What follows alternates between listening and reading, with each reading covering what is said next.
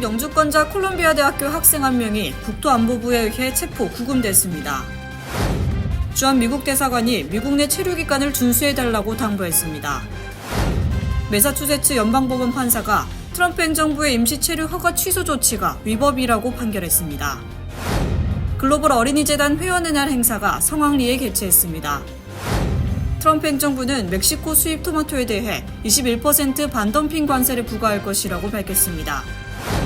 뉴저지 버겐타운 쇼핑몰에서 어린 소녀가 한 남성으로부터 폭행을 당하는 사건이 발생했습니다.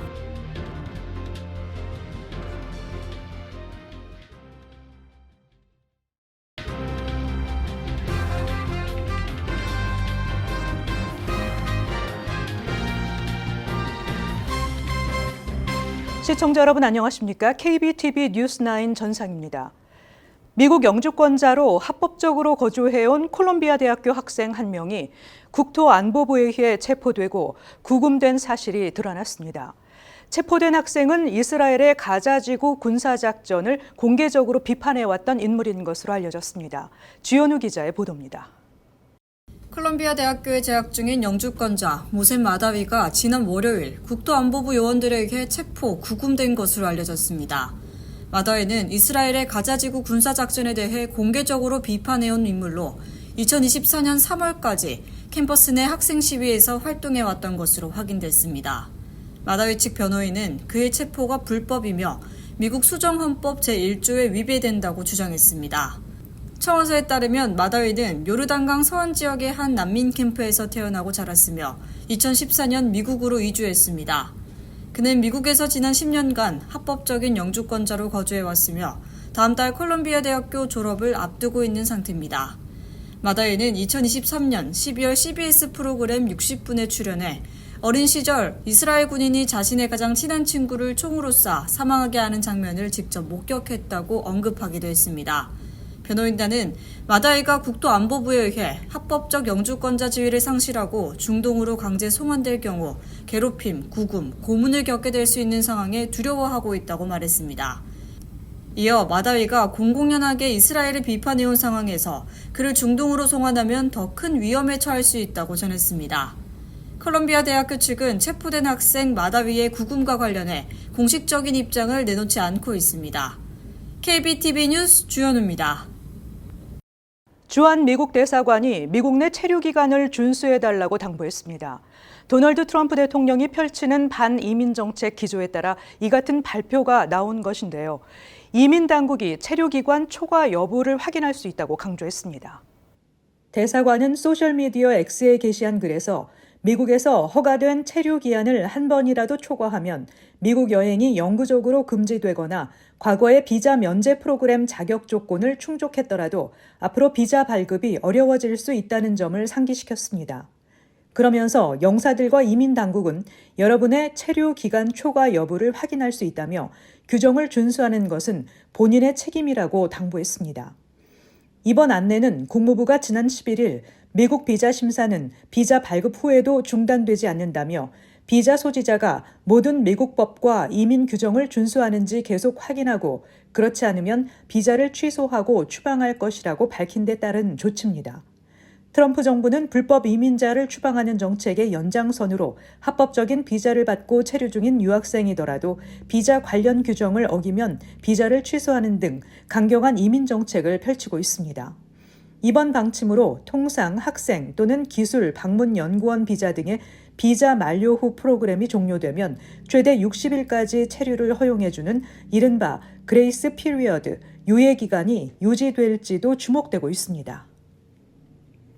매사추세츠 연방법원 판사가 트럼프 행정부가 추진하고 있는 임시 체류 허가 취소 조치가 위법적이라고 지적하고 나섰습니다. 주현우 기자가 전해드립니다.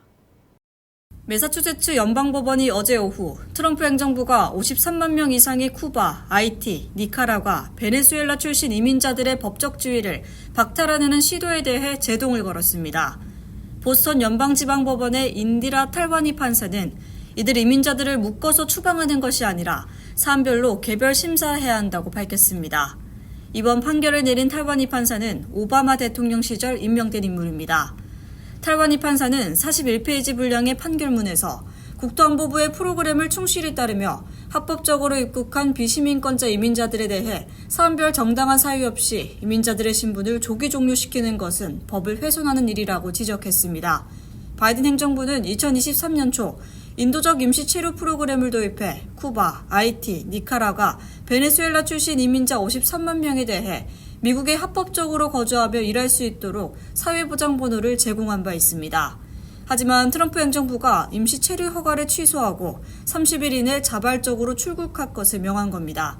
이번 조치는 대규모 이민자 추방을 위해 국토안보부까지 동원하고 있어 법적 쟁점이 되고 있습니다. 국토안보부는 해당 프로그램을 완전 폐지하겠다고 발표했으며 해당 프로그램으로 미국에 넘어온 이민자들에게 4월 24일까지 미국을 떠나지 않을 경우 체류 지위가 박탈된다고 밝혔습니다.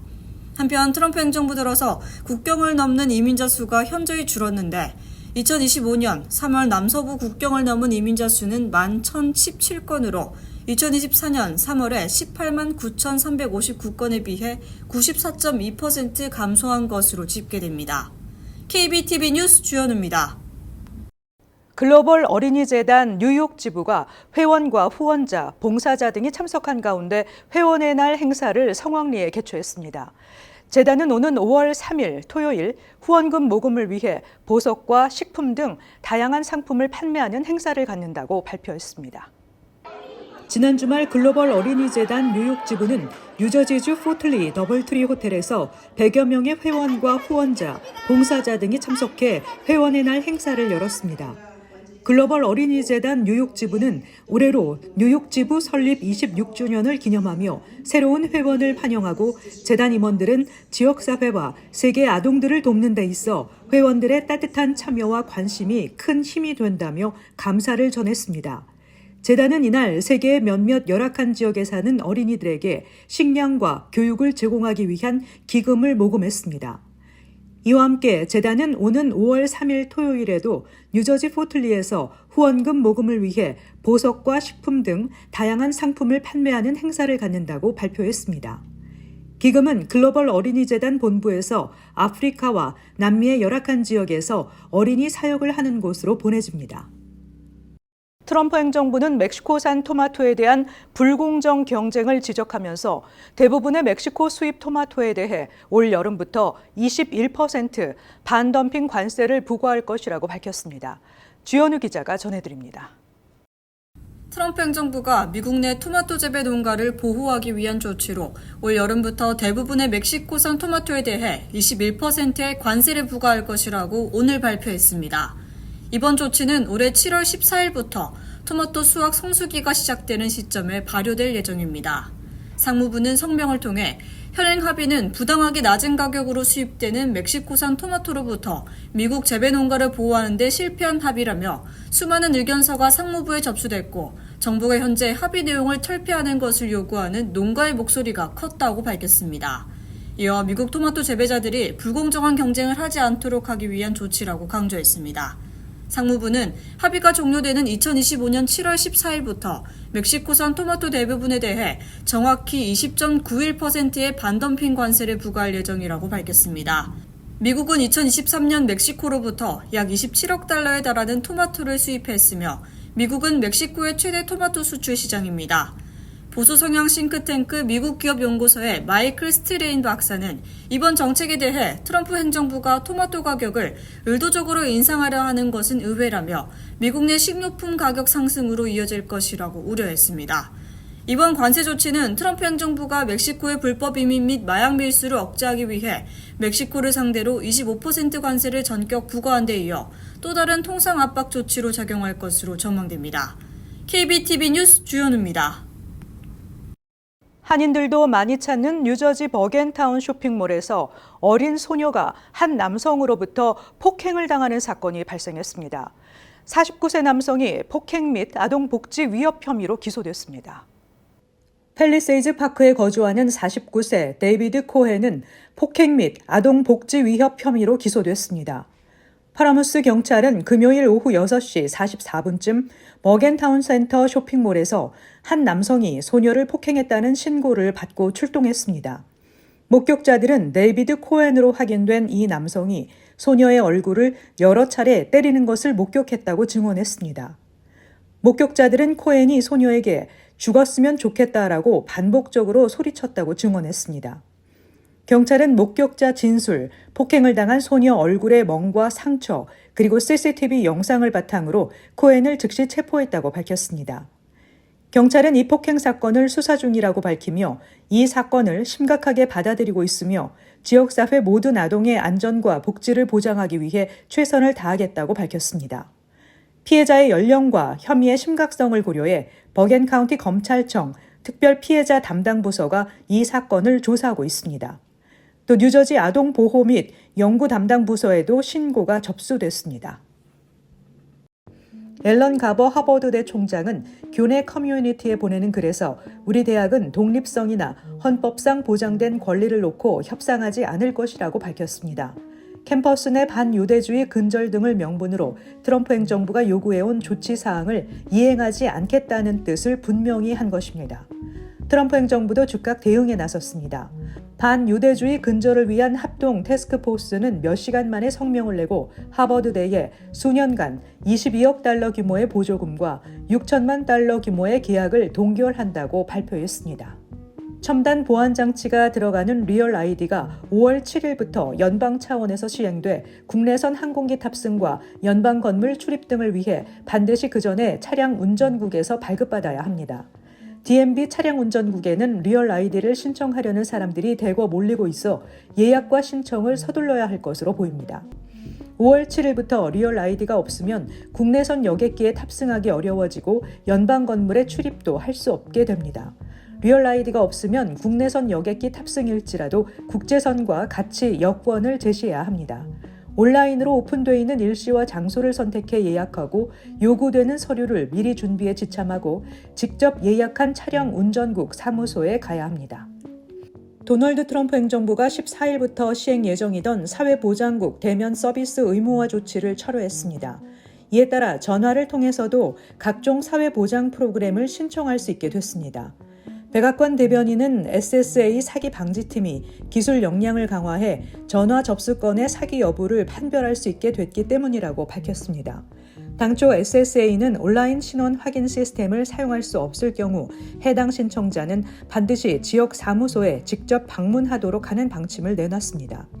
그러나 이는 사실상 SSA의 전화 서비스를 중단하는 조치로 고령자와 장애인들의 접근성에 큰 타격을 줄 것으로 우려됐었습니다.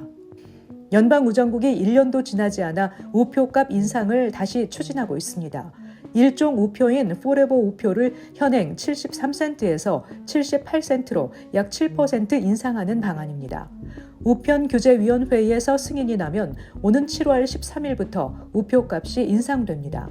이외에도 국내 엽서 56센트에서 62센트로 국제 엽서와 레터 1달러 65센트에서 1달러 70센트 등도 함께 인상됩니다. 우정국 측은 10년 계획의 일환으로 재정 안정을 위한 요금 조정이 필요하다고 밝혔습니다. 파산 보호를 신청한 한인 의류업체 포레버 21의 기프트 카드는 이제 더 이상 사용이 불가능합니다. 포레버 21은 지난 3월 파산 신청을 했으며 현재 모든 매장 폐쇄를 준비하고 있습니다.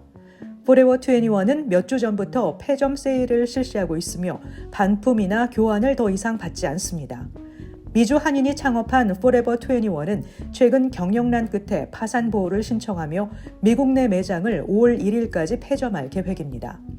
40여 년 전인 1984년 설립된 포레버 21은 H&M, 자라와 함께 1990년대와 2000년대 초반 미국 패스트 패션 시장을 선도했지만 브랜드의 온라인 대응이 늦어지면서 수익성이 급격히 악화됐습니다. 잠시 후 커뮤니티 브리핑을 전해드립니다.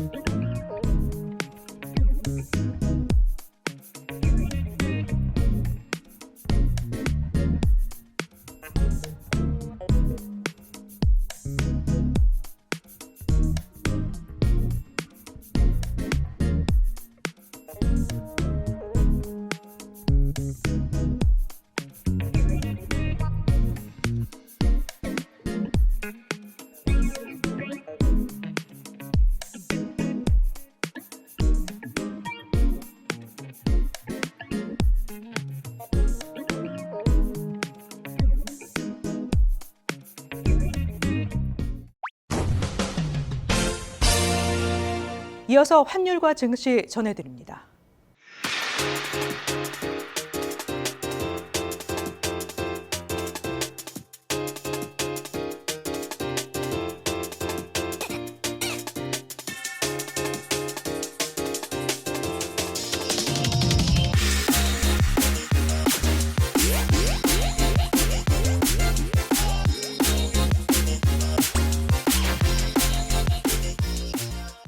잠시 후 뉴욕과 뉴저지 날씨 전해드립니다.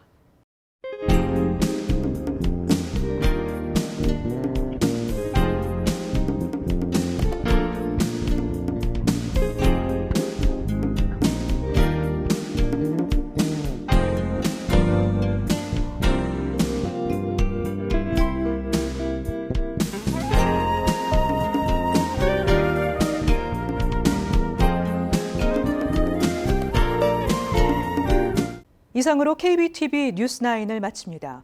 오늘도 시청해주신 여러분 감사합니다. 편안한 밤 되시기 바랍니다.